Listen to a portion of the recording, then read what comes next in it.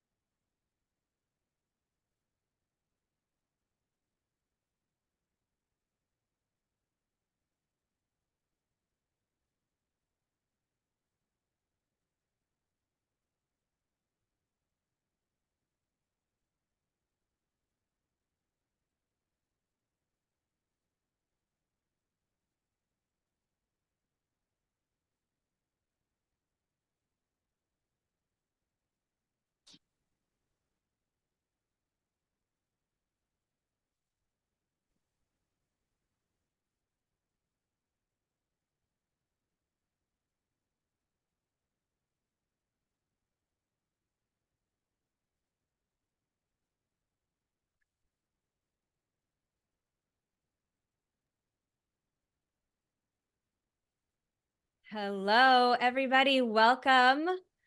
Come on in. Come on in. Welcome, friends. Yes, drop in the chat. Where are you tuning in from? Where in the world are you? I love it. We've got Switzerland, Germany, Denmark, Bangalore, Austin, Montreal, Utah, Scottsdale, Birmingham. Whoa, we are very global today. Wales, DC, Connecticut, Cincinnati. Oh my gosh, you guys are making the point for me. You can be successful in sync and you can live anywhere in the world. It's amazing. I love it. New Zealand, Ontario, Oregon, Germany, Norway. We're going to have a 2 indie event over in Europe. Sonia is saying hello. Hi, Sonia. Hi. Vancouver, Norway. I said that. All right. All right. I'm giving everybody just a minute to pop in here. I'll be in Germany. Amazing. Maybe you guys connect. Ethiopia. Oh my gosh. Wow. And my heart feels so full just knowing that we are all here together in this moment. Amazing. John Clinebell in the house. He is. Yeah. How's it All going, righty. everybody? What's up, Making everyone? I'm so sure. excited about this. This is gonna be great. And All we got. right. I was just geeking out on all like I want a map so that I can like put a pin in like all the different countries that I saw like people just dropping into the casually into the chat because this is Casual. insane. I It's a don't think casual global call. yeah, it's I did not expect there to be so many international folks on this call, but it's amazing, and it really does speak to the fact that this is a global sync community. It's a global music community, and there's a global marketplace for it too. So welcome everybody, welcome friends from around the world, around the clock as well. Some of you are tuning in super Right. early in the morning. Some of you are tuning in late at night. no matter what time it is. I hope you've had a good day so far, and we're really looking forward to talking to you today about getting your song signed. We're going to be really touching on a lot of the things that are really like what are the basic steps from getting to point A to point B. And it's just really great to be here with everybody to share this information, because it's just stuff that we've found to be really helpful, and we think it's going to be a slam dunk for you all as well. Yeah, so we have Prague, 72 people joining us. I love it. Yes. So I'm going to just dive in. Okay. And I'm going to set the stage a little bit for you guys on why we are here talking about how to get your song signed for sync, because it's an incredibly important piece of the puzzle. When we get our song signed, what does that mean? It means a licensing agency is representing our music. And what licensing agencies do is they pitch your music for opportunities in television, advertising, movies, games, podcasts, anywhere that music is used to picture in media. Their job is to make those connections and to pitch that music so that you can focus on making your music. And it's a part of creating your team that really helps you keep that creating of the music and have your music heard and start making money with your music in different ways. Okay, so and for those of you who do not know, I know we've got a lot of really awesome new faces here. I am Sonnet Simmons. I am a singer, I'm a songwriter, I'm an artist, and I'm co-owner of 2Indie with John Clinebell. I have had my songs licensed in ads like GoDaddy, Starbucks, Nike, Microsoft, Coca-Cola, Nevia, Volkswagen, and many more. And I used to run a music licensing company and traveled the US, meeting different music supervisors, connecting with them, figuring out what do they need, making sure that they knew about the catalog that I was representing of independent artists so that I could pitch their music and get the independent artists that I was representing placements. And this really gave me the inside on the other side of the fence. I had spent my life being an artist and now realizing like, here's what I need to present as an artist so that the agency, I can help that agency see how I can be a great fit and a great partner for them. So John Clinebell also is a songwriter, a producer, a singer, an artist, and co-owner of 2Indie with me. He also ran a music licensing company helping independent artists get their placements, and he taught six-figure songwriting with Kathy Heller. So did I, and he has had placements in ads like Starbucks and Red Bull and Instagram and promos and songs on Fox and ESPN and Nick Jr. and CBS and HBO. And I'm not mentioning them all, but you get the idea. That is a little bit about who we are and why we're here today. So we have created 2Indie as a place because we are independent artists. We're walking the walk, we're doing the talk, and we want to help other independent artists find a way to connect with each other around the world and find real results and real opportunities and meet what used to be called gatekeepers, but really meet your peers. You know, those are your supervisors, those are the agencies, those are the other people in your industry that can help your music get heard, and you can help tell their stories and help their job with really great music. So just so you know, it was not always like this for me. I always just wanted to be a famous singer. I had no plan B. I was just like full on in to making music and being a musician. I went to a music academy for high school. I went to UCLA for opera, and then I changed to jazz. I had multiple bands. I played Hotel Cafe every month. I moved to New York. I moved back to LA. I was on one of those reality TV shows on ABC. And I just was like, I grew up in a time where the record label had the power, and I was just hoping someone would discover me, someone was going to write my music, and someone was going to make me famous. And what I came to understand was that I have the power to create my own career, however I want that to look. And that is really the power that we want to make sure all of you guys know. The independent artist has so much more power than they used to have. They are the music industry, and we love to say that. John and I always remind you guys, the independent artist is the one with the power. So, oh, sorry, somebody's just poking up here with a comment. So got distracted. Anyway, so the independent artist has the power, and we just like keep wanting to really bring that back. What is the possibility? So John and I came together a couple years ago to create 2Indie and our private sync community. And this is where Sync Society, which is a place for independent artists to come together, to create music, to find opportunity, and to get results. So if you are like us, and I actually really would like to know because we've got a lot of new people in here, but if you're like us and the people in our community, you are drawn to music your whole life. You are a lifelong music maker. And there's something about it. It's been in your purpose. It's been in your calling. It's been in the thing that gets you moving. Who is feeling that? Who relates to that? Is that you? Is that you? Put a me in the chat if that is you. It makes you feel alive. It helps you process. It helps you bring your gifts to the world. You light up the world through your music. Yes. And you've been doing it. And it's something that is, yes, it is nice to make money in music, but we do not get into music for the money. We get into music because it's on our heart and in our soul, and it's something that we need to share with the world. And so that is where sync comes in. And that's why this conversation today is so important, because when you understand how to present yourself and how to really share from a place of empowerment as an empowered independent musician who has the solution for a licensing agency, you will really be able to take that seat at the table. So what's really nice is when your music gets heard and places on a television show or an ad or a podcast. Me also run it as biz for money too. Yes. I mean, we have to make money at it, correct? And so that's why sync comes into play. The better you, and yeah, we'll get into all of that. Okay, so I want to dive in, but before we do that, I also just want to say, take a look around at this amazing community around you. A lot of you guys are in our sync community, which we will definitely give you a chance to know about that at the end. So stick around. You are all invited to join us. We will be sharing about how you can join us and how you can work further with us if you choose to and want to. But this call really is about digging into the depth of taking control of your career as an independent artist and having success in sync. And so take a look around. I want you guys to look and see all these people. A lot of these people are collaborating with each other. They are working virtually across the world to create music that is getting signed, that is getting licensed. In fact, in our community, 60 to 100% of our monthly sampler, the songs on our monthly sampler are signed each month.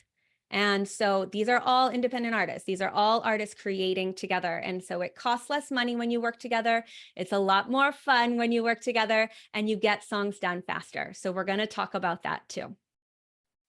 So let's dive in to the content. We're covering 3 things today that John and I feel are super important to master and to really just keep honing in on, so that when you're presenting your music and you're showing up for your career, for your agency, these are the things that you're considering how they show up. So the first thing we're going to talk about is your branded playlist. How many songs? Some people are like, should I have everything on there from everything that I've done? Here's how I want to set the stage. And then I want John Clinebell to also jump in here because he's going to have some great examples of what this actually can look like. When we were running a music licensing agency, so many people would send an email and it would look like this. Hi, I'm so-and-so. Here's my bio, my brick email bio. Here's all the accolades that I have. And here are 2 or 4 or 6 links. And then if I click on them, they go to the website. I have to kind of like click around, and 20 songs. And you are leaving it up to me to figure out who you are, why you're emailing me, what kind of music you make. You're leaving it all up for me. I have 150 other emails that I need to get to. And my job is to get the songs that I represent out to the supervisors. So if you're leaving all of that up to me to figure out who you are and where you might fit into my catalog, like, I just don't have the time. Nobody has that time. So do the job of letting them know who you are, what you sound like, how you stand out, what you're actually looking for. Tell them that story in a really bite-sized, concise way, an inspiring way that makes them go like, oh, cool, I can't wait to hear this. I can't wait to click on this link. And that's what we're going to do today. We're going to help you figure that out. So John, I would love it if we could figure out, taking us through some examples of this. Yeah, I've got a couple of great examples. So this is one thing we're going to be demonstrating not going to actually be walking through and showing you in Disco how to create this for yourself. Although Disco is awesome. You should definitely get Disco if you don't have Disco already. There's a feature called Pages that you can use to take what Sonnet's talking about. It's about really making it so that everybody can see on one page, have a first impression that's really remarkable. It's something that just leaves people with no doubt who you are, what you do, and gives you an idea what the music is going to sound like before you even click play. So I'm going to show you a couple of examples of what you can do with your assets once you bring them together and take them into the Disco platform. So let me just go ahead. I'm going to show you a couple examples here. These are a couple of artists that I've worked with that I've gotten rep for, and I think I have to make you host so you can share. Oh, right? cool. Or why don't you just take that position? I think it works. Let's okay, see. try it. Maybe it doesn't, but Okay. let me check. Here I can reclaim host. No biggie. All right, here we go. Let's check this out. So yeah, this is an artist named Rora. Her artist name is Aurora Wild.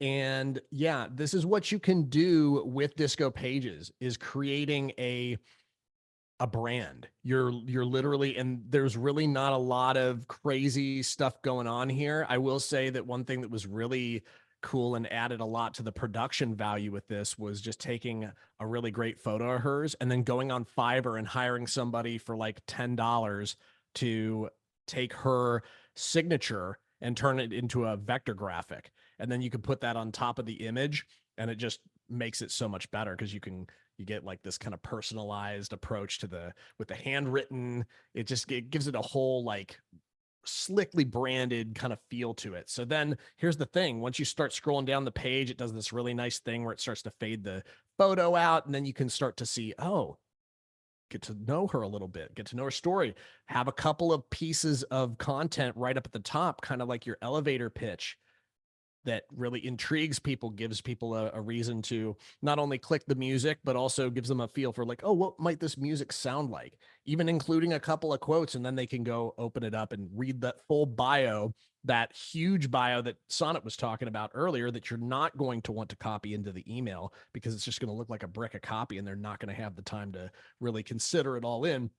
But Disco, using Pages, is the most phenomenal way to take all of your stuff and then condense it into like a really great brand package. So that's just the written and visual side of it. But as you can see, you can create a playlist in Disco and put whatever songs you want in there. What we recommend when people pitch their stuff is you limit yourself to 3 to 5 songs, because really in reality, that's the most music people are going to want to usually click through on first example. If they really like what you do and they want to hear everything, they're just going to ask you for everything. So you can follow up with them with everything. But if you send them, it's kind of like what Sonnet was talking about. When you send them in the email a brick, a copy, it just looks overwhelming. It looks like it's going to take too much of their time to sift through, and we don't want that. So the way that you do that is you pick your 3 to 5 best songs and you present those. And it also helps if those songs feel like they're in the same ballpark in terms of the genre, the more you can make all of this stuff kind of coalesce in terms of like, does the brand match the way the music sounds? Does the music all kind of feel like it fits on a playlist together? It's really going to help your making your case. And then as you can see, you can also attach a video to it. So you can not only create a really stunning visual impact right away. And there was nothing too crazy that I did here. She had a photo shoot. I basically put in using Canva's free. You can put a vector graphic that she paid like $10 on Fiverr to create a vector version of her signature. And we popped it on there, and looks good, makes a good first impression. And then hopefully when they click your music, they're going to be equally impressed. So that's one example. I only pulled 2 examples. I have like lots of examples of this, but this is just a couple of the examples using the lighter. There's like a lighter template and a darker template. So these two have like a light kind of feel to them, but you can also, if your music has kind of a darker kind of vibe to it, it's great to use the dark. Or if you want to this is where it gets really interesting too, because you can think about the branding of it and what color scheme works best with your music and helps to visually underline what is interesting about what it is that you do. But yeah, it's a very flexible format. You can, as you can see, you can also put in a bunch of social links so that people, a lot of times, if somebody's evaluating a song for an agency, they want to, take a look and see what the artist has going on sometimes. So they'll be able to go out and check out right away all the different places that they're online. So yeah, And that's people are asking in the chat, like maybe you could take us through a quick little tutorial of creating the pages, because you've got that playlist and not necessarily branding it, but just how to get there. Oh yeah. I mean, as I can your- show you that. It's actually pretty easy to do. Let me pop open give me a second though. I got to pop open the disco. I'll do this. Also, I dropped in the chat while you're grabbing that. If you do not have a Disco account, you can go to Save on Disco, and that's our personal referral page. It gives you guys a discount, so you can go on there and sign up, and you'll get a discount as a new user for Disco. Yeah. So hang on just a second, everybody. I'm pulling this up right now. Wild. Where is it? Cool. And Julia, that's a great question. So once we kind of go through this, I will also talk about that, and know that we're also going to open it up for Q&A at the end, but that we'll do questions as we go along, and then also know that there's more time for questions. But yes, like how do you talk about more than one genre as you share your music? Great question. Okay, so check this out. You're in disco. It's such a dream to work in, but you create, though, it's so easy to make one of these pages too, because all you have to do is create a playlist. The playlist creator's literally on the right-hand side of the screen. It's as soon as you open up the program, you can start to create a playlist. But once you have a playlist, all you got to do is when you go in to edit your playlist, you save it, you've made your changes. See this little tab here in the middle that says presentation? That's where it all happens. That's where all the magic happens with pages.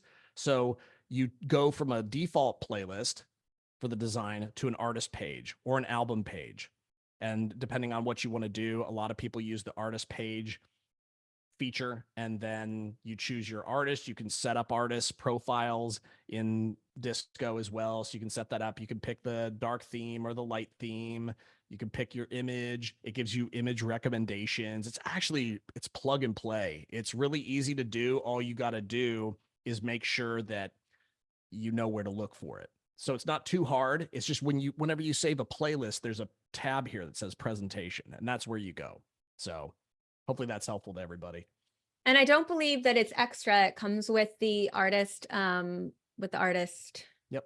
Whatever. It's built into every single Disco package. So Yeah. no matter what level you come in on, because here's the thing, Disco's a great company. They know that there's tons of independent artists that use Disco to pitch their music to sync agencies. It's like the industry standard now. So they make it really easy for everybody to use. Yeah. Oh, so the website was saveondisco.com, Angelina. Yeah, and that's just 2Indie's referral page. So, just full disclosure. But the thing that's cool is you guys save, we save a little bit too on our Disco, and it's a win-win like that. So, but you can obviously check it out, sign up later, whatever feels right. Disco's really affordable though. It's I think their plans started a little around $10 a month. So, and also I will say this because I was, and I won't spend too much time, but I was here. There's a conference here in Nashville very recently, and Disco rented out like a disco house. And of course they did. And I was able to talk to some of the folks at Disco, and I was just sharing with them, like Sonnet and I have known Disco since the early days, like since the platform was kind of just beginning. And Yeah. I have to say that Disco's support is like, there's nobody who has better support. Maybe we have better support than Disco, but Oh, I just interviewed somebody from Disco, and really was like, I think the entire interview is just me raving to them how much I love them and how much they have saved the idea of pitching music as an artist and as supervisors. Supervisors use Disco, agencies use Disco. As an artist, you using Disco is so interchangeable with their systems that it's easy for everybody to kind of share and look for music. So yeah, they are really the best, and they stream so well. They don't buffer. Like, when you look at SoundCloud, sometimes it takes forever to buffer, or an ad comes on, and this is not a Disco advertisement, but we just love Disco. I did want to also address one of the questions in there, and I know this is something that comes up a lot. Well, two things right before I dive into that question. One, for just like basics, 3 to 5 songs, like John said, and then make sure that link, it streams the music. If you're not going to use disco, that's fine. Whatever link you use to your playlist, it's streamable and it's also downloadable. So they're like, hey, I love this song. I want to download it and put it into my library of songs. So make sure you have your metadata in there so that when 6 months later they're searching through and they're like, oh, I love this song. Maybe I do want to sign it. Or to the supervisor, they're like, how do I get in touch with that person? So definitely metadata, and make sure it's streamable and downloadable. So also to address the idea of, I have multiple sounds, I do multiple things, I am not just one sound, how do I present that? You can choose one of 2 ways. You can present a few of the things that you do, and you can make that into a playlist and you can share that. The idea behind it is telling them a story that brings all of that together. You know, I make empowering female music. Some of it is folk, and all the way from like folk to R&B or whatever it is, you know, but you've given them something that they can wrap their head around. Okay, well, they have all this different kinds of genre, but it's female driven and it's empowering, or, you know, that might not be what's true for you. You have to figure out what is that thing that you can help them understand the through line. You know, like I write lyrics from the heart or whatever it is that's true for you, so that when they look at this, they're not like, oh, here's 7 different things. I have to listen to all of these different sounds. I'm not sure if they're going to fit in the catalog. The other thing that you can look at is just lead with your strongest one. If you have the ability to lead with your strongest, most like cohesive sound that you know they might work really well for their agency, that's a great lead in, because if they like it, they're going to say, what else do you have? And you can say, oh, well, I have, you know, or you might mention like, I have a few other projects as well. You know, here's my pop R&B project, and I have, you know, I'm just finishing up this other such and such project. Like, you can let them know that you're multifaceted. Most people are. And just the idea is you don't want to overwhelm them with, here's 7 things I do, which one do you like the best? Because that's just like, like you're making me do work, and you're making me think about where you fit. And like I said, like that's not their job. Their job is to make sure the artists that they do represent get placements. So help them understand what it is you do. And if it's a couple of different genres you want to share, just make that really easy for them to understand how that is in a succinct way. And we're going to be talking about the pitch email pretty soon as well. We can dive into that next if you're feeling like we're ready to dive into that part. John, is there anything else you wanted to say about the branded playlist? No, I think this is a good place to start. There's a lot of great tutorials that Disco has on utilizing pages. So it's really, here's the 2 things you got to know. You got to get Disco if you want to make it all really super easy. And then the second thing you got to know, hey, how's it going? You got to get Disco. And then the second thing that's important is you got to get all your assets together. So everybody get your assets together, the whole list of that. You'll find it out. It's like, it's easy. You just pop it open. You're like, oh, what do I need? Okay, I got to open up Canva or something like that. I gotta get a graphic to put in there. Okay, I need a bio. I need to write it. Is there a friend of mine who can write it better than me? This is where, even on the branding side of all this, there's so much potential for collaboration. And it's why it's really important to, like Sonnet was talking about earlier, just remember who's in the room with you here. You know, who are the people that are better at some things than I am? And, you know, leaning on those folks, barter can happen. You know, it could pay $50 to write a better bio. You know, it could make a big difference for you, because the written word is still very powerful. It still makes an impression. And we're going to be, actually, it's a good transition with that, right, Sonnet? Because we're going to be transitioning into talking about pitch emails. Yeah, perfect. Pitch emails are like one of my favorite things. When I first started working for Kathy Heller, you know, that we just got like, she's the queen of pitching and closing deals. If you don't know who she is, that's like her gift in the world. So working under her on how to craft a pitch email with her tutelage, it's just so fun. And that pitch emails have really become something that I think John is phenomenal at it. Like, we just have so much fun with because we're pitching all the time. We're pitching our sampler all the time. We're asking supervisors and agencies to come in and be guests and be partners with our artists all the time. Like, we're holding events. We are also always pitching. I pitch my own music still. I have it represented as well. So all of those things, we are constantly crafting and having a lot of fun with the pitch email. So the idea of a great pitch email is to have a couple of important pieces. There are definitely some tangible things that we can tell you about, but I just want to give you some core ideas to start with. A pitch email has some personality, whatever that might be for you. You know, it might be for you, like, what is going to show. And so it has some personality. It shows that you know who you're writing.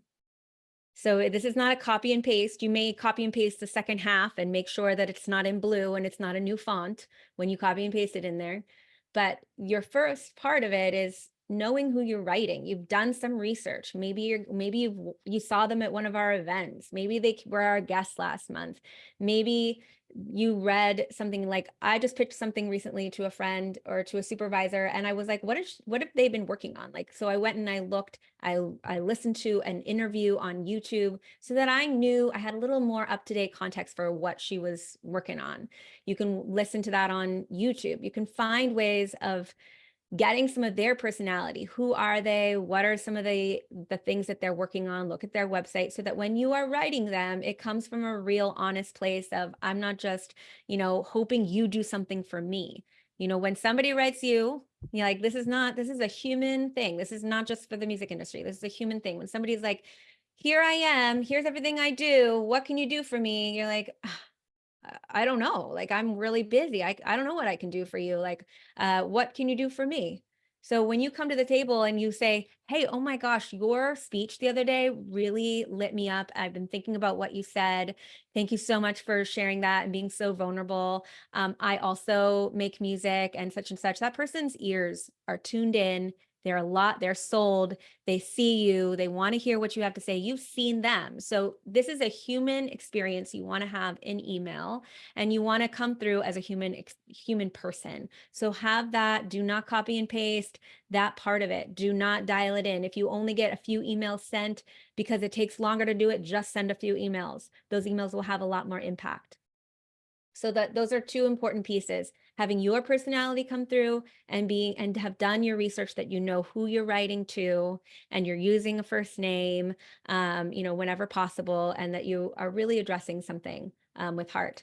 The other thing is our pitch email is not the place to, as I mentioned and John mentioned, it's not the place that we go into, these are all of my awards, these are all of the things that I've done. This is where we would insert maybe like a fun little elevator pitch of, like, I make empowerment pop music that, I want to inspire my little girls with. And this is, an EP of 5 songs that I'm looking for representation for. So the idea is, like, I have told them a little bit about myself. I have told them what drives my music. I'd probably enter in there a little bit more description of what my music actually sounds like. So a little bit of what it sounds like, maybe who people might compare it to, give them some context so that they're like, oh, cool. Like, I definitely want to hear, like, Fiona Apple meets Kiss or whatever it is. That is not me, but you never know, somebody. So just putting something together that's like, oh, that's cool. Let me click on that link. So I can also drop in here we just have some, like, some rules, some guidelines that we love to, like, in terms of being cool and not being, I think the bottom line is, you come from a place of service. You come from a place of, this is what I bring to the table in partnership with you, not with, hey, what can you do for me? Or, I know you're really busy and I'm really sorry, but I hope you have time, and I just want to send you this song and I hope that it's okay. Like, also, we don't come from that place either. So we come from a place of knowing, hey, this is the music I make. It sounds like this. I'm looking for representation. I love what you do. Here's a link that is streamable, that you don't tell them this part, but it is streamable and it is downloadable. And you also want to add in there, if your song is one stop. so you can let them know that you know what you're talking about. And if you don't know what one stop is, that means that you have the right to sign off on all parts of the song. And so they don't have to get it signed by a publishing company or, clearance on a publishing company. That is like a whole nother thing. I don't want to derail us here. But yeah, these are the pieces of the puzzle to add in. What do you want to add to that? I know I just kind of like went all over the map there. No, this is good. I mean, you're really just laying in like these are things that because somebody's like, do you have examples on bottom of the ladder? It's like these are the things, take that in. Like everything Sonnet just said is like really important when you're first starting, especially if you never pitched yourself. I know some people were dropping in the chat that they felt like really awkward selling themselves. I'm like king of like feeling awkward around that. It took me a long time to get the language down, as well as to like, there's a certain amount of like pressing send with this, where you just kind of get the anxiety out of the way with it. You have to just start pitching yourself, because nobody is going to make a better case for your music in terms of like, you're trying to make an impression to the pitching agencies than you, in terms of the way that you would directly make a connection with somebody. So, but there are a couple of things that I wanted to add. Somebody was asking about like, do you have examples and stuff like that? It's really tough to give examples because every example is going to be a very specific situation. But we have this book called Get Repped in Sync that is basically like the blueprint for how to like get your stuff together, how to create your pitch package, how to write the email. But I want to share a little snippet out of the book that is basically talking directly to your point. And I'm just going to read it verbatim from the book. There's no perfect pitch template that exists for every artist in every situation. I'll read that one more time. There's no perfect pitch template that exists for every artist in every situation, but it's hard to go wrong with this simple format. Like something like this, a short salutation. You start with that. Hey, blank, hope you're having a great day. Something along those lines. How you learned about them. My producer, blank, told me about your agency and I had to look you up. So this could be if you have a connection of some type. Sometimes you're like really fishing for like some remote connection or some way to like connect to whoever you're reaching out to. And that's fine, but like in the way that feels authentic to you, just leaving a short sentence to kind of give them some reference if there is a connection there.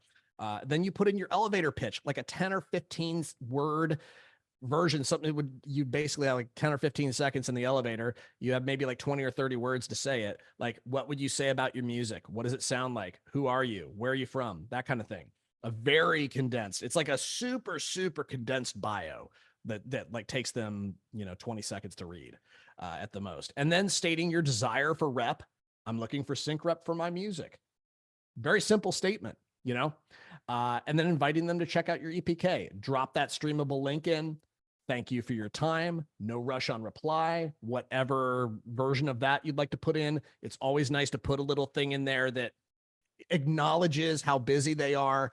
And because some of these folks, I mean, they're getting like hundreds of emails a day. And so you got to keep that in mind. The fact that they took the time to read your stuff, it's just a little gratitude for that. And also it's a little like, hey, you don't owe me anything. So this is, it's like coming from service. It's coming from a perspective of service. It's coming from a perspective of, hey, I would like to enter into a professional business relationship to you, but you don't owe me anything, and that alone really is, I think it's a very attractive characteristic for anybody in the music industry to have. Just in my own personal business dealings in the music industry, I always appreciate that. And I know that the folks who are in sync really appreciate that as well. The no pressure, you don't owe me something just because I sent you an email. You don't owe me a response. You don't owe me anything. And then just closing with best or whatever you prefer. And then the other thing I was going to say, so that's your template. If you need a template, start there. But here's one thing that really helped me as well is just if you're really struggling with all this, you're like, oh, this is sounding like janky. It's sounding like I'm a robot, or like I gave it to like ChatGPT and it really feels generic. Just try writing it as if you were sending it to a friend. Try writing the email, not like, hey, bro, how's it going? You don't want to have it be like that. But at the same time, it's like, it takes the pressure off. Like, how would you literally send an email to your friend? if you write it from that perspective, it's not going to feel overly, here's the thing. Sometimes emails can feel overly professional. They can feel like you're being a little too cautious with how you're approaching people. Got to remember, everybody in the music industry is a fan of music. So, and they're also human beings. So would we rather, like, what kind of pitch would we like to receive? Now, some agencies are going to be a little more professional than others in terms of like the way they're typically responded to and the way they typically receive stuff that comes in. But so you just, and that's going back to what Sonnet said about like, just get to know the people that you're pitching your music to. Don't send the same freaking email to 30 people because it's probably not going to work, because people can detect it. Even if it's a good template, if you just like mass blast that thing, it's gonna, here's two things I want to say about that. First off, you're probably missing some opportunities because there's some individuality with what you could make some little tweaks to your template to this person or that person that would make all the difference. And then the second thing you got to know is that even once you take one or two steps up the ladder in the music industry, the sync industry is no different. Everybody talks to each other. Everybody knows each other. And, if you, especially if like you do some of the like the sync pitch sins of like sending like the huge gigantic block of text, sending like 10 links, sending attachments, huge attachments that automatically download. These are things that, they're probably not going to like, oh, I'll never open an email from this person, but you just don't want to be known as somebody who's like a spammer. We don't like to be spammed to. Like, I don't like it. Like, does anybody here like to be spammed to? So that's another thing to keep in mind is like, if you're tempting as it can be to just get a list of agencies and mass blast them, they're going to know they're getting blasted, and they can tell. So that's all I got to say about pitch emails. I hope that helps. It's something that really, these things that we're talking about are the things that led me from being somebody who was kind of clueless about it all and really not good at pitching myself at all to somebody who feels very confident about what I'm doing when I'm sending an email to somebody. And I just know that like, this is necessary work. It's necessary work to write the emails, and it's necessary work to press send. So the more you can practice that, the better you're going to get. And I encourage everybody, if you haven't done it yet, to just get going with it, because that's the best way to get better at it. And let's see. So, talking about like getting better at pitch emails, does anybody have any questions about pitching emails? Let me just drop in here. Mara, we're going to have a replay for this, so we're going to send it out. Don't worry, anybody who missed a part of this. We're going to be doing that.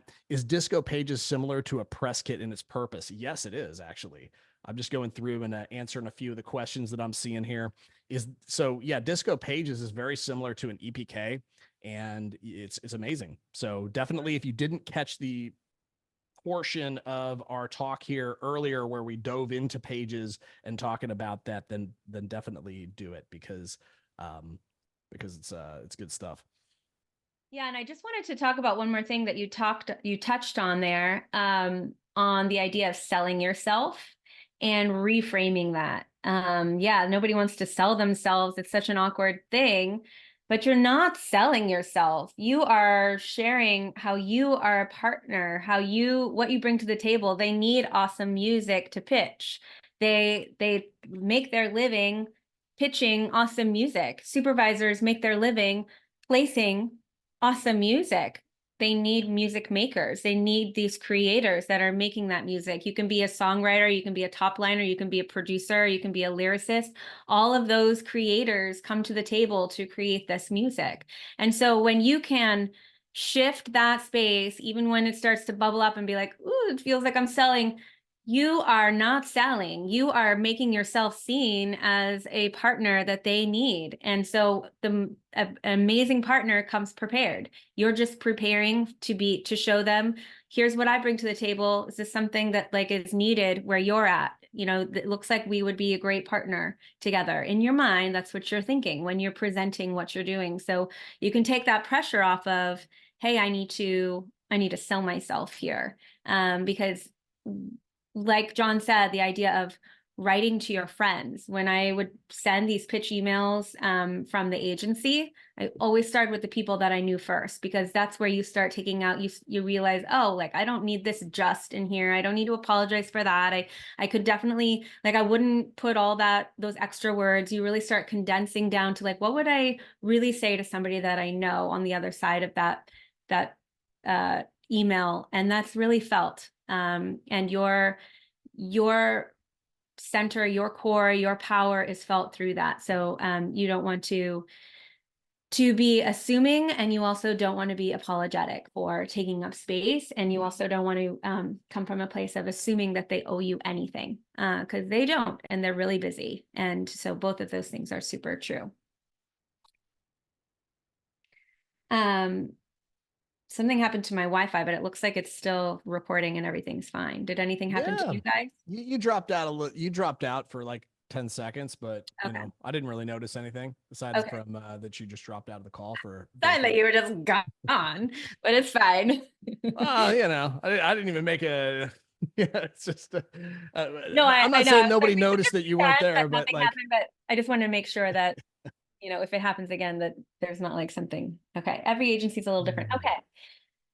So, the next thing, should we jump into the next part? Yeah, let's do it. Let's Okay. dive in. Yeah. So this next piece of the puzzle, I think, is an important piece, because we put out that list of 100 sync agencies like a week ago. So here you are, you have 100 sync agencies. Some of those are publishers. Some of those you're just like, like, what do I do? Start going to the top of the list and like send an email to each of these people. So how do you kind of figure out, where do I fit? And I didn't email it. No, sorry, I'll get distracted from the chat. So who are the agencies that I want to kind of hone in on? So you can go through the list, start at the top, and you can start looking at their website. You can see what kind of artists do they represent. Are they indie artists? Are they label artists? What kind of work are they doing? Are they only working in ads? Do they work in television shows? Do they only represent rock bands? Do they only represent folk music? Are they just like urban music? Where does my music fit along those lines? And then there's something to consider. Maybe they don't have anything that sounds like your music. So that's actually maybe a great pro. Maybe they're looking to expand their catalog. We don't have the answers to all of these. Sometimes they give us those answers, actually, if you attend Get Repped, our annual conference where we bring in 40 different sync agencies and they tell you how they work and what they need. But usually you don't have that information from a website. So these are just different clues to you. Let me highlight this agency. They only represent folk music. Maybe they need like a rock band in there. Maybe because they're getting different briefs, maybe they're starting to build out their catalog. They just have a few of these kind of artists.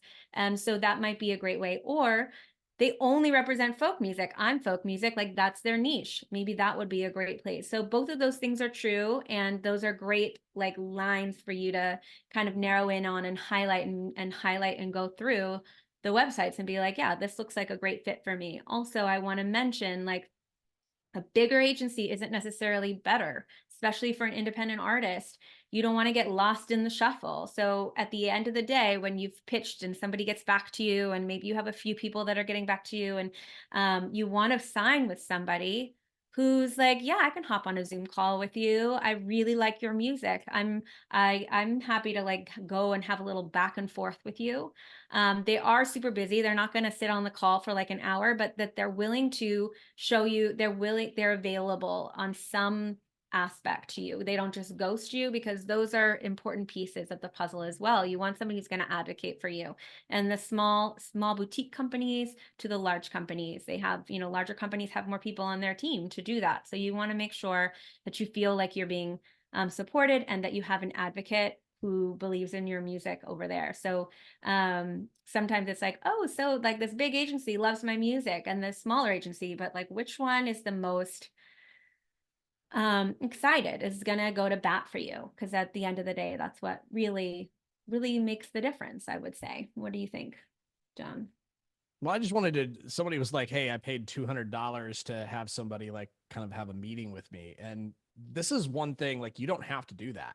Like when you do all the things that we're talking about, you get your pitch package together, you send the emails out, you do the research, and you'll find that there's a lot of people in the music industry. Some people are going to be a good match, some people aren't. I can tell you for sure that there are lots of agencies out there. Actually, I can't think of a single one, just an actual sync agency that would charge you for an initial meeting with them. So that sounds like more like a consultation or something like that. I don't even know what that's about, but I just wanted to drop in with that right away. So this is like part of it's a getting to know process. I think that's the thing that I would say is you have this list. I dropped the link in the chat. If anybody doesn't have it already, it's free. All you got to do is enter in your email address. It'll be emailed to you. But we have an initial list of research for 100 different agencies that you can go through. And like Sonnet said, it's just about getting to know the people. Are these my people? Are these the people that are going to go to bat for me? Because you want to find a pitch partner that's going to pitch your stuff, that's going to go to bat. And like Sonnet was saying, you want to build a relationship with them because there's many, again, I don't want to beat it to death, but this book really goes into some of the benefits that have nothing to do with just literally pitching music, but there's collaborations that can happen within the agency. If you're a composer who can put stuff together quickly, then you could be considered for what's called bespoke work, which is custom work, which is a lot of the ads that come in. It's a lot of the promos that come in. And that stuff a lot of it has demo fees that they pay up front. But you won't be in the running for any of that kind of stuff if you don't have a relationship with the agency that is getting those, and they don't consider you as part of the trusted producers and composers that they can work with. But anybody, sign up with any agency. I would say most agencies love to match people together. And sometimes they have an incentive for doing that. Sometimes they take a cut of the publishing, or they decide they want to publish it all together because they helped facilitate that collaboration. But there's a lot of ways in which synergies can happen, but you'll never know that if you never have a meeting with them and ask these questions. So these are kind of like, again, it's kind of laid out in detail in this book, but you want to be, when you're evaluating agencies, there's initial interest. You want to try to get a meeting with them as soon as possible. If you can do it in person, it's the best. If you can do it in Zoom, that's the second best. Phone call be third best, right? I would never want to sign a deal with anybody if I don't at least see a human face and am able to talk to them, because it's a people business. It's a relationships business, like any business on the planet, I would say, to certain extents. So, especially in the music industry, you want to find your champions. You want to create music that can be championed. And once you do that, there's a lot of firework, there's sparks that can happen. You'll have a lot of interest. There's people dropping in the chat, hey, I have like 6 different agencies I'm talking to. These kinds of situations can happen all the time if you're making the right kind of music that there's a market for. So this stuff can be really fun. It can be overwhelming, but don't freak out. It's part of the process. There's a negotiating process. Somebody sends you a deal. You don't have to sign it right away.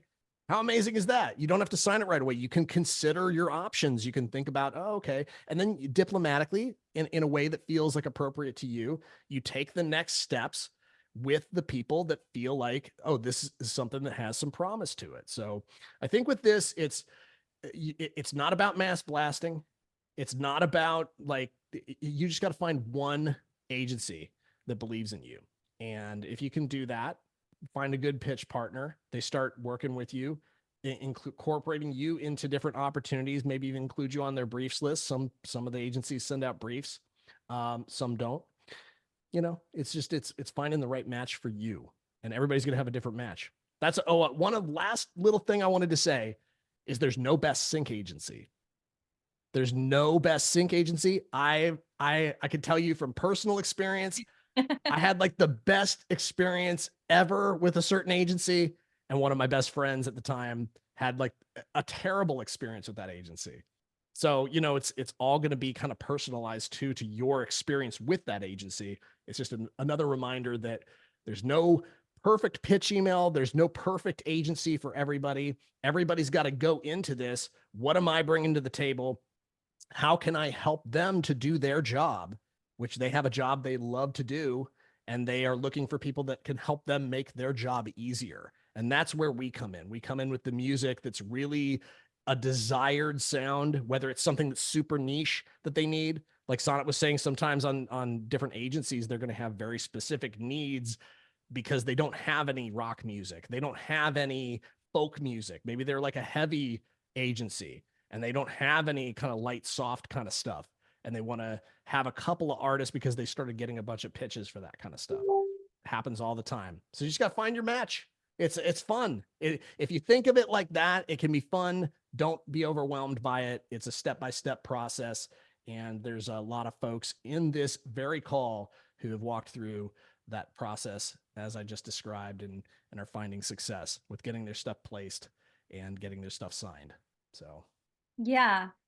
Yeah, I mean, that is what we do in our private sync community. People are getting their song signed through the sampler every month and negotiating those deals. And sometimes more than one agency is interested in the same song.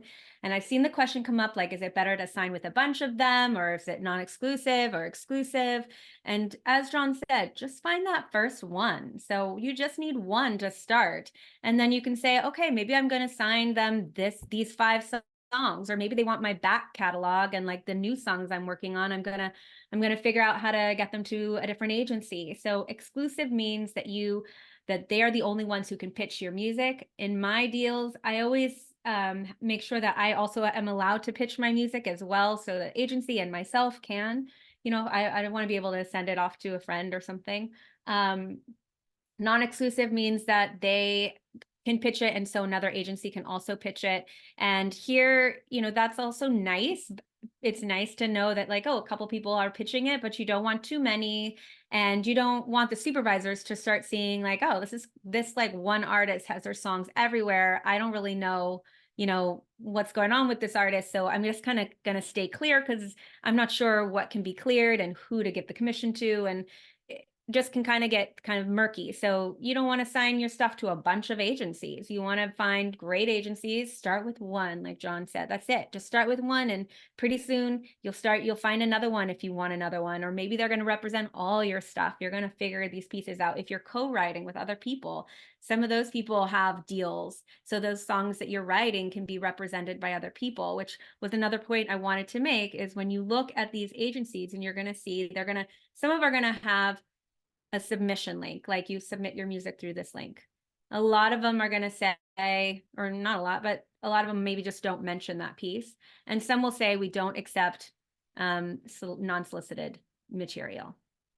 And so what do you do with that? So you might look at the roster and say, are there any artists on this roster that I know? Oh, hey, that's my friend, I went to college with them. Let me reach out to them. Like, maybe they could make an intro.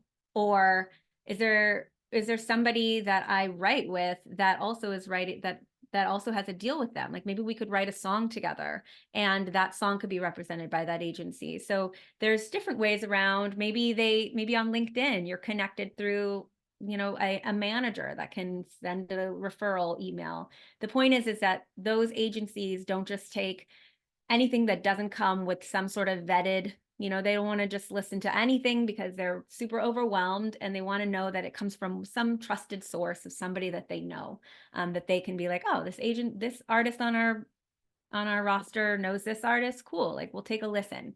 And that's how you kind of like work around those things, and how to not feel discouraged by that, but just rather like, oh, okay, cool. Like, who do I know here? And if you're in, any of our communities, you're going to know somebody, because these people here, a lot of the people on this call here are signed by a lot of those different agencies. So I think that answers some of the questions that I saw in the chat there.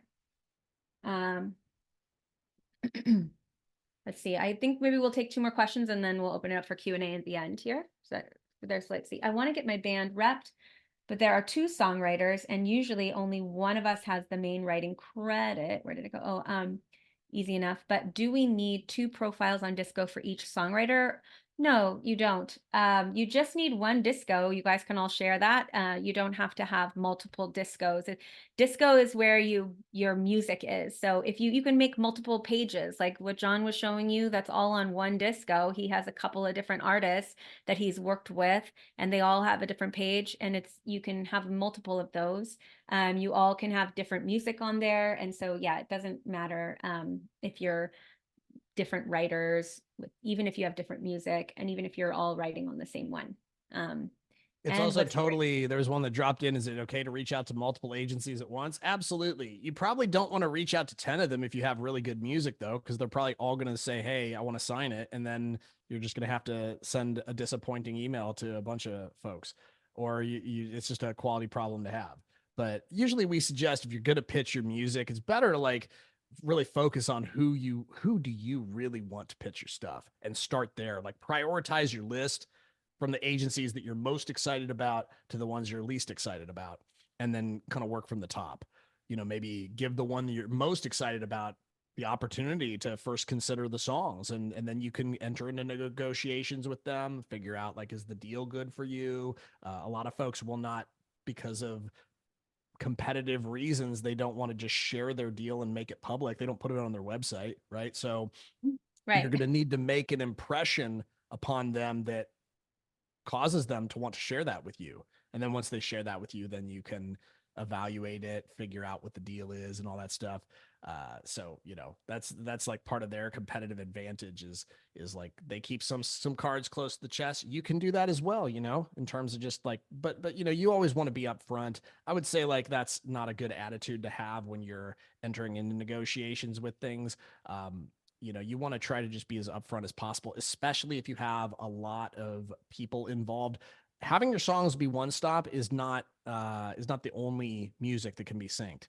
There are agencies out there that can work with other publishers. They actually all talk. They're all friends. Like, that's the thing. Here's one thing to know: all the supervisors are friends for the most part, even though they are kind of in competition with each other.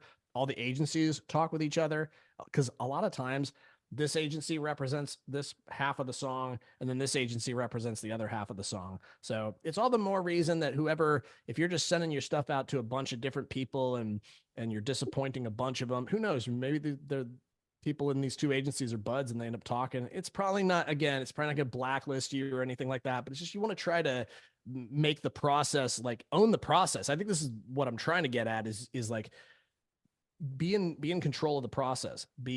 Really decide, make this professional decisions for you. Like, which ones do I really want to work with? And then go down the list, because the ones you really want to work with, you want to have it be a yes, right? So if you start with that, don't send it out to 10 different agencies at once, then you're going to see better results. And then, if you don't get a response for a couple weeks, send a follow-up.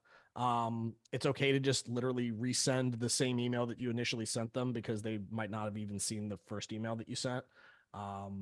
Yeah, then, great just kinda point. work You from there. can do email tracking to see if they've even been open. Yep. Disco allows you to see if somebody's even played your playlist.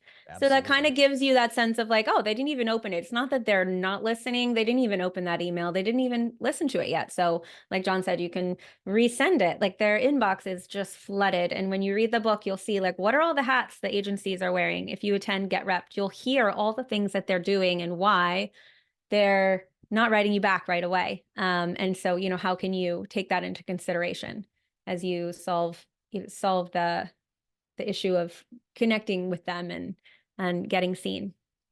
Let's see, there's a lot of questions in here, and I saw one from Elza, where I get stuck is, I don't know what I should be asking for as far as negotiation is concerned. Proposals are different. Yes, 50% upfront, 50% pub normal, is 30% upfront, 100% pub normal.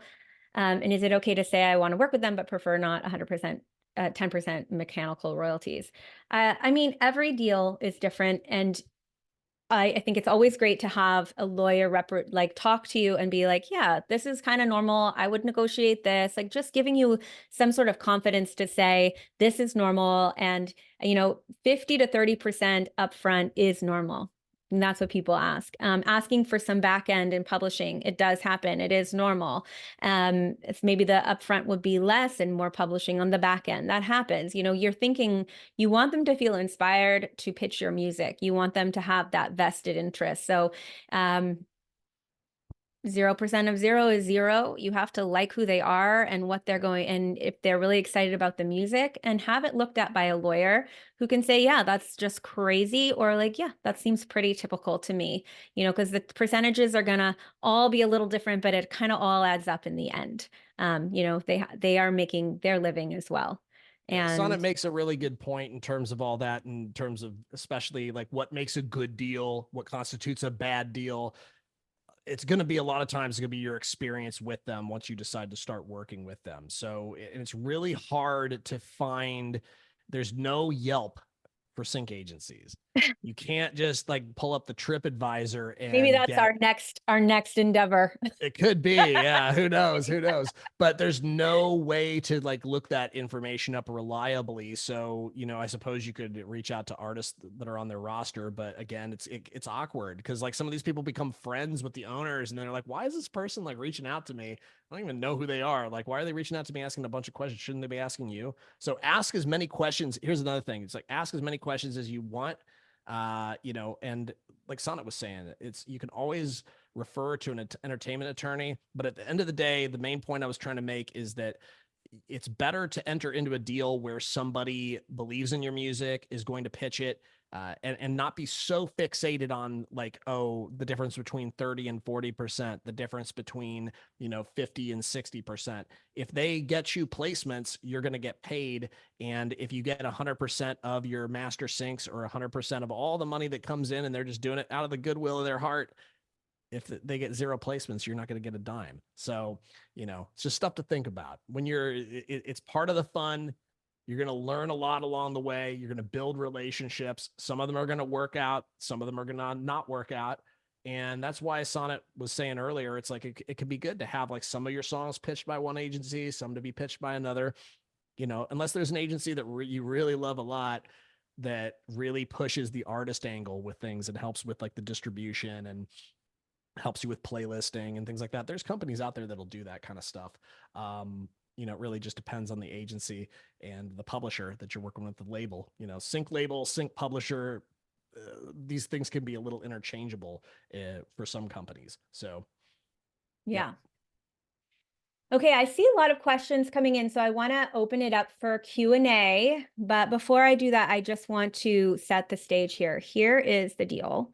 If you guys have felt like, you know, I could really use some more support, I could really use a container like this, I could really use some Sonnet and John and connecting with sync agencies, I want to invite you people on this call. If you are, a lot of you guys are already in our community, but if you are not, you are welcome to join our community. We have just rebranded and renamed our community. It is now called Sync Society. And I want to just take a second to let you guys know what it is. We don't do very many calls where we share what it is because our community is really tight-knit and there's a lot of really great music coming out of it and a lot of success happening in it. And that's where our focus is. But today, because we have renamed it and it's got this awesome new look and logo, thanks to John Clinebell, I want to take a minute to let you guys know about how it works. Every month in this community, we partner with a licensing agency. We bring in a licensing agency and they are our partner. And they give us 6 song briefs. Now, song briefs are songs, types of songs, genres, descriptions of music that they are looking for their agency, that they are seeing asked for by music supervisors, things that they want to hear more of and that they need more of. And usually that's something that all agencies would need more of if they're needing it. So everybody in our community has a month to pick one of those and then to write a song for it and then to submit that song at the end of the month for our sampler. And that sampler is the one I was talking about that gets signed. We pick the top songs for that sampler and we send it out to about 15 to 20 to sometimes 30 sync agencies. And about 60 to 100% of the songs on that sampler get signed by sync agencies every month. So in between that time, we do 4 calls a month. So a lot of people can't make them live. We always have replays. They're on Tuesdays at 10 a.m. Pacific Standard Time, and they're 90 minutes. And this is where we bring in producers, we bring in music supervisors you get to meet, we bring in the agency comes back and talks with you, and then you get song feedback in each of those calls as well. We reserve a little bit of time for each call to go through some songs and give feedback. So you're getting feedback on your songs as you're creating it. And you're collaborating with people in the group. You don't have to collaborate with people in the group, but it's awfully nice because it brings the price, the expense of creating amazing music down. You're working with like-minded people, people who have a goal in mind, and people who really understand the process. So you really have all of that support in there. And then we also do these social events on Thursday evenings at 5 p.m. Pacific Standard Time. This is where we do collaborates. You get to meet other people, start collaborating with them. You get some songs to listen to, we give feedback, we do happy hour. This is just a place to really network. So you're meeting an agency, a supervisor, a producer, or songwriter in sync every month, and you're creating a song and you're having an opportunity for pitching. And so, yeah, it's $47 for the whole month.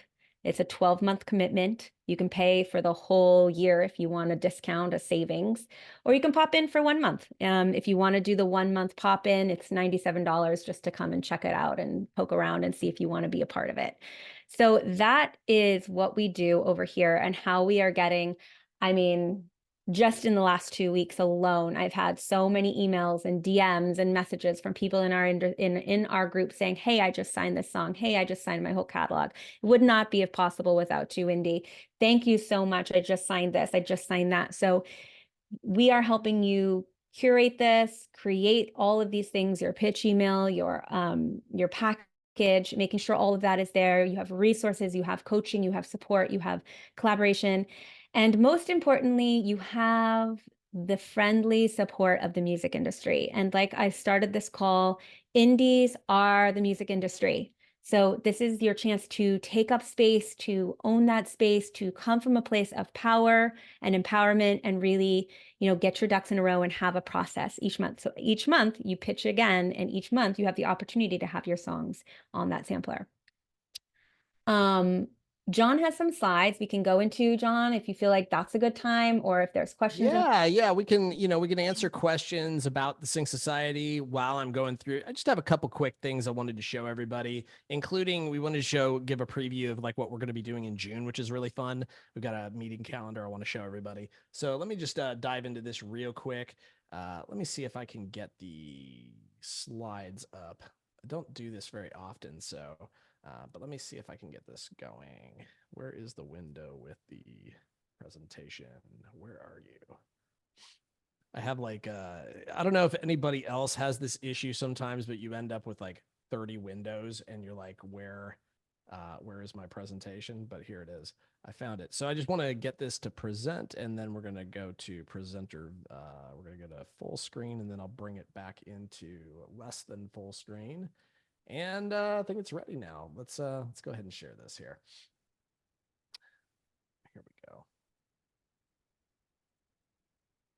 Yeah, so I just wanted to share with everybody we're rebranded. We had our licensing community used to be called Licensing Basecamp. It's now called the Sync Society, and it's the reason why we do this is because our songs that we send out on the samplers that we curate, they have a high success rate. Over 60% of the songs that go out on our samplers get signed on a month-to-month basis. Sometimes it's 100%. Based on surveys that we've sent out, 76% of the members that join our community meet new collaborators for their projects, and we have a 98% satisfaction rate. What is the Sync Society? It's an exclusive Sync social club. We're Sync's friendly, where deals are made. We do industry introductions. We do 4 of these calls a month. We bring in 3 different professionals in the Sync industry. One of those is a partner licensing agency.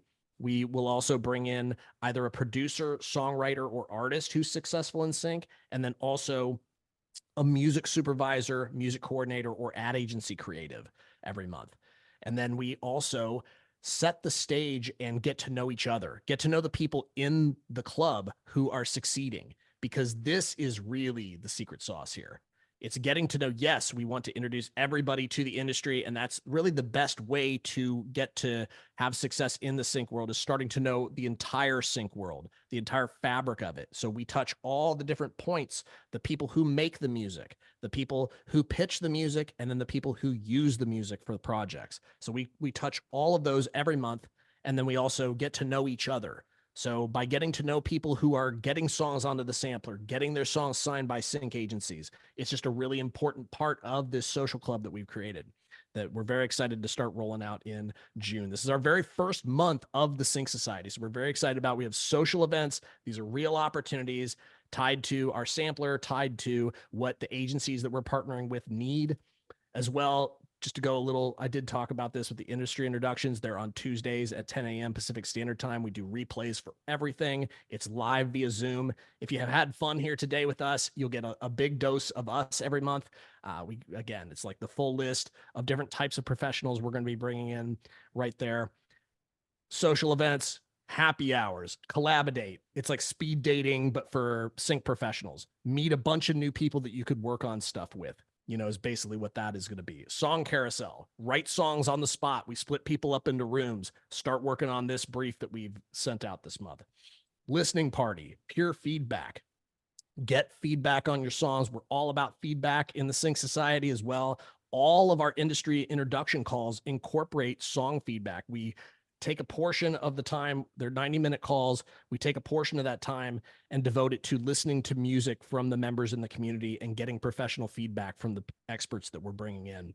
As well, Collab Lab is an idea that we have in order to help you all connect with the people that you can find to create winning teams with. What do you need? Just Press Send is another idea that we're developing that we're going to be rolling out in the future, where it's a work session where, like, for a half hour, everybody, okay, we're just going to be pressing send. We're going to be sending pitch emails. We're going to get our songs signed. So it's like, these are the types of social events that we're creating for the Sync Society. They're going to be happening on Thursdays at 5 p.m. Pacific Standard Time. Some of these will have replays. Some of them, it doesn't really make sense too much to have replays for, because you'll be in breakout rooms and et cetera, et cetera. But anything that we can make a replay for, we will.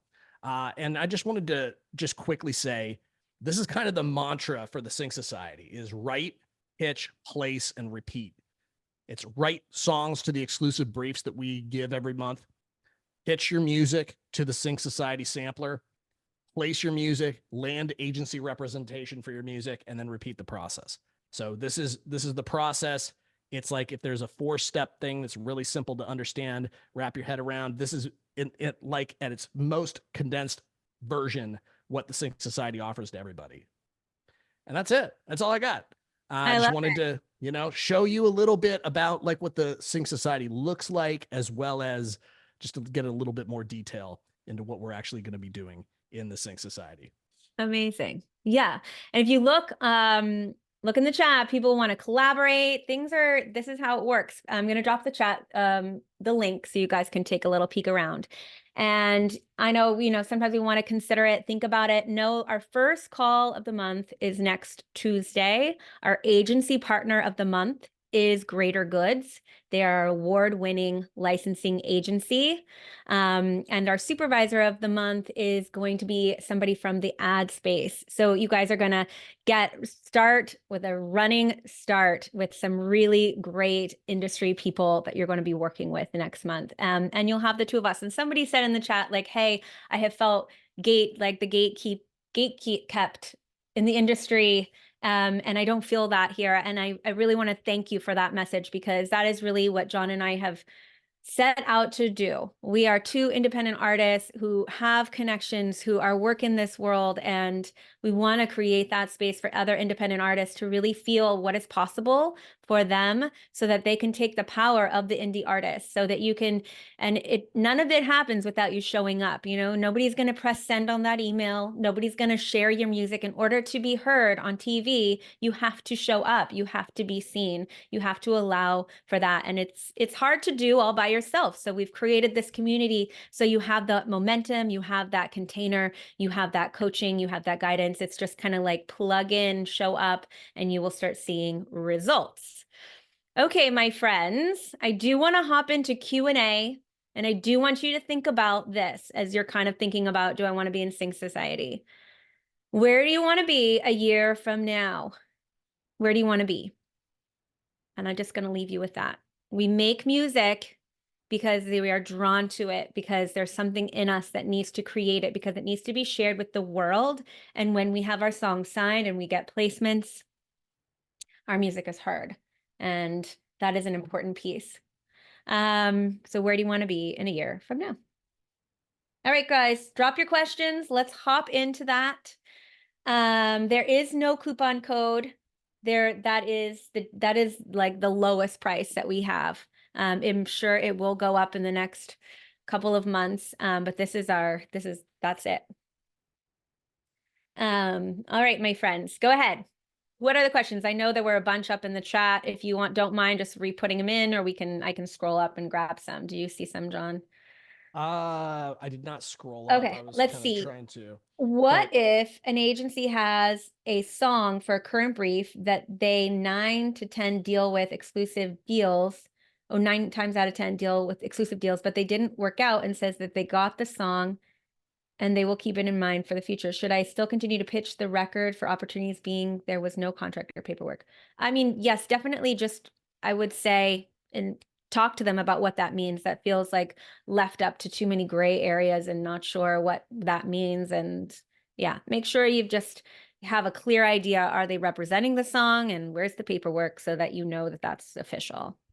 I see some questions here that came in from Andy here in Wales. I'm a songwriter based in the UK. A couple questions. Does being in the UK affect a US deal?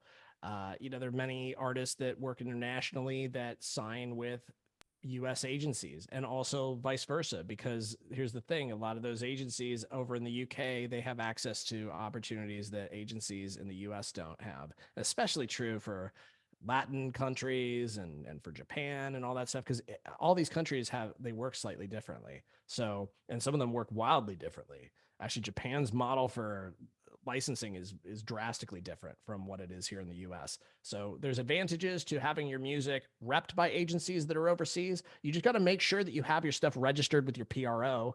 I mean, I think that's the main thing. As long as you have your songs properly registered, it doesn't really matter which agency you choose to work with, aside from the tax ramifications, which I'm not a tax expert. So, in terms of income that you might generate from US placements that get sent to you in the UK, how that's handled, that would have to do with the UK's tax laws. So, and probably the US's tax laws, and to a certain extent too.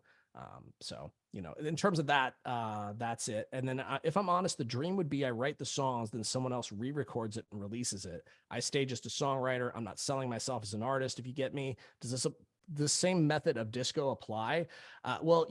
What you might want to think of is, each of these artists has probably a different sound, a different vibe. You would want to work with the artist to create and curate a brand for that artist, for that sound, and then pitch those individual sounds as or if those sounds have like a very common thread that runs through them, you could pitch them almost like you're a label. You could almost do that. There's endless ways that you could package and pitch your music. It's just, what music do you have? I think this is like the main answer to whatever situation you're in. It's like, what music do you have? And then figuring out what is the best way to pitch individually each of these songs. Does it make sense to put them together, or does it make sense to create like 2 or 3 different branded playlists or pages to best make your case? And then, because you might want to send one to one agency, one to another, etc. Do you guys pitch for films, etc.? But what about publishing record deals? How can I sell myself that way? We're not experts when it comes to like record deals or publishing. That the sync is a different aspect of the music industry. Now, some publishers have, I would say most major publishers have a sync arm for sure, because they're going to have inquiries that come in, and they have somebody who acts as their sync contact. So, in terms of publishing, there's plenty of agencies that are hybrid. They feel almost like a publisher. And then there's going to be music production libraries, which we do bring on occasion, where they're taking all of your publishing in perpetuity, but in exchange for that, you're being included in a massive library of music that lots and lots of production companies have access to and able to in order to use your music so that you get those placements. You see stuff on the back end usually. So those are the situations we usually work in. Occasionally we will bring in a label that is a sync label, but most of the time the sync agencies that we bring in are not they're not straight up publishers. They are not straight up labels. Some of them offer label services, however. Some agencies have bigger staff and bigger ambitions when it comes to that stuff. And the thing that's nice about it is whether you decide to work with a solo agent, there's plenty of solo agents as well in the sync world. So people who just they're their own business. They don't have a company. They are a pitch. They have those relationships with the supervisors, with the ad houses, and they love doing what they do. So whether you decide to work with a solo agent, and also there's a lot of people who are starting agencies. So you could be in the ground floor on an exciting new venture together with a solo pitch agent who's just starting out their company, all the way up to the major majors. Major majors are certainly in the sync game as well. But we're not like really bringing in like Sony to like, talk with everybody. Cause honestly, they're the no unsolicited submissions of no unsolicited submissions. Like the major majors, it's going to be really tough for any independent artist to really make an impression upon. But we really do try when we bring people in to bring people in who are friendly to indie artists, and are, welcoming and interested in finding new music and collaborating with people. So, and I love it that you dropped that thread in there in terms of like being open for collaborations. That's what we're all about. Do we have any other questions? I'm scrolling down here. PRO is a performing rights organization. Thanks for the message there, Cinder. It's your BMI, your ASCAP, your PRS, your SOCAN, depending on what country you're in, it's going to be a different one. Some of them have multiple. If some of your tracks, Mara asks, if some of your tracks do not have accompanying instrumental tracks, does that disqualify the track for pitching? It doesn't. And I'll tell you, there's a couple of reasons why. Sometimes like those songs are going to be older songs. And if it's like vintage stuff, it's usually well accepted that you're probably not going to have an instrumental for it. But even if it's a modern track and just for whatever reason, you never got the instrumental of it, and now you can't, AI, this is one of the few cases where AI, I feel, is like a really great thing. And you should definitely use AI to, there's different programs and different algorithms that can create an instrumental out of your full expressed version of the track, and it does it with pretty amazing results. There's one that's like starts with la la la la or something like that I use. I've used it a couple of times when I've needed to do that. So that's a suggestion, but there's a bunch of them out there. I would suggest finding a software solution to that. All right, we got any other questions here? Just scrolling down. Can I make a Google form? And yeah, I don't know. I think we're not going to be on here. We're not going to be on here much longer. So I think it's going to be, people are not going to really see it. So that's the thing. By the time you drop it in, the call will probably be over or close to over. And, what I would suggest, if anybody isn't already in our free community, we do have a free community called Sync Friends. That's on Facebook. That's pretty easy to find. You might want to consider jumping in there and doing something like that. You could possibly put a thread up about collaborating there. Might be a better way to go about it. Or join the Sync Society, Could you go over again the best way to represent on disco when you have multiple collaborations to showcase? The best way to represent on disco, like we talked about, it's whatever music you have, it's figuring out the most effective way to, because if you have some rock music, you have some new age music, those two styles are probably not going to work too well if you try to put them all in the same, like the imagery is probably going to be different. The copy is probably going to be different to describe it. So you'd want to figure out, okay, what music do I have? And what's the best way to logically kind of break it up?